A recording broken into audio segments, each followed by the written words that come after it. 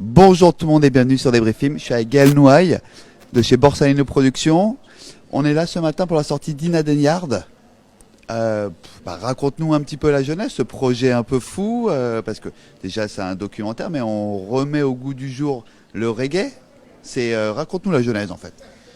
La genèse d'Ina Denyard, c'est quelque chose, c'est la combinaison de deux facteurs d'une drôle de coïncidence. Je tourne un film avec Peter Weber, réalisateur de La jeune fille à la perle. On est en Colombie, on fait un film pour Netflix et je découvre sa passion pour la musique et c'est un énorme fan de reggae. On passe un an en Colombie et il me parle de sa passion, des vieux crooners, du rocksteady et du reggae.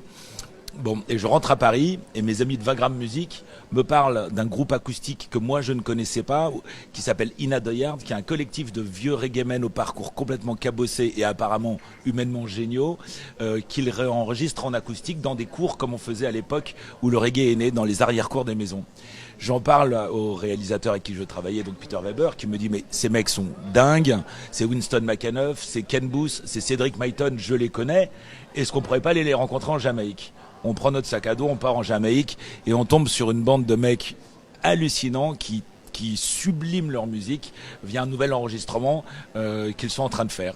Et on décide avec nos amis donc de Vagram Music et de WAG de faire un film un petit peu à la Buena Vista Social Club qui nous présenterait à la fois le parcours humain, la musique de ce collectif-là, mais également l'histoire du reggae et à travers l'histoire du reggae, celle de la Jamaïque.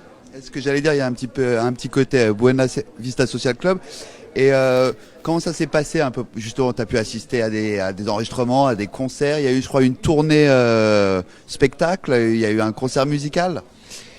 Il s'est passé une série de choses. D'abord, pendant le tournage, on a passé plusieurs mois chez eux. On a dormi dans leur famille, chez leur grand-mère, avec leurs enfants. On est devenus très proches d'eux. Et pendant ce temps-là, ils organisaient l'enregistrement de leur nouveau disque qu'on a filmé dans une maison sur les hauteurs de Kingston, dans les Blue Mountains, dans un cadre extraordinaire en pleine nature.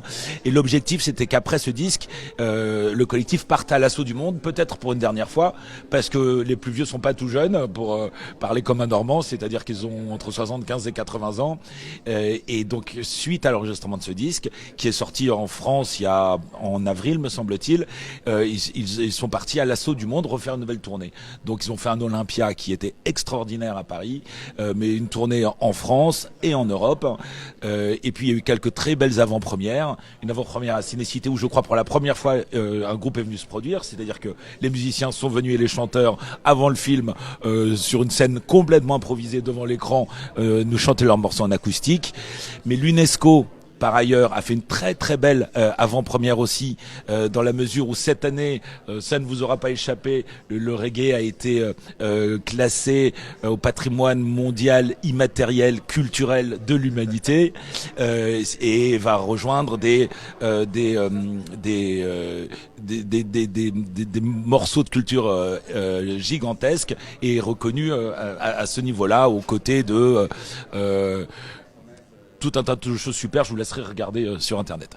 Bon, et donc la première à l'UNESCO, pour en revenir à celle-ci, on a fait venir le réalisateur Peter Weber, il y a eu un grand concert avec tous les musiciens, mais Audrey Azoulay, l'ancienne ministre de la Culture de François Hollande, actuellement présidente de l'UNESCO, était là et a présenté le film Les Musiciens, et fait de ce film un petit peu le porte-étendard de cette nouvelle mesure visant à consacrer le reggae en l'inscrivant au patrimoine de l'humanité. Il reste plus qu'à légaliser le cannabis. Je crois que pour les chanteurs et les musiciens du groupe, c'est déjà fait depuis longtemps, hein, puisqu'on a fait la tournée des restaurants de Paris et d'autres villes, où je crois qu'ils s'embêtent pas tellement avec la législation, au risque de faire rougir les serveurs, voire de les faire se fâcher tout rouge. Merci Gaël. Bon, vous l'aurez compris, après Buena Vista Social Club, après Sugarman, c'est le moment d'Ina Denyard, distribué par le Pacte. On te remercie, meilleure vie au film, on lui souhaite une longue vie et elle devrait être longue. On espère que le film s'inscrira bien sûr pendant la sortie ici en France et dans le monde, puisqu'il est vendu dans une trentaine de territoires, mais surtout durablement par rapport à ce témoignage sur le reggae porté par les vieux crooners de toujours, les légendes qui ont créé cette musique au quotidien depuis plus de 50 ans. Merci beaucoup et à très vite sur Débrief Film.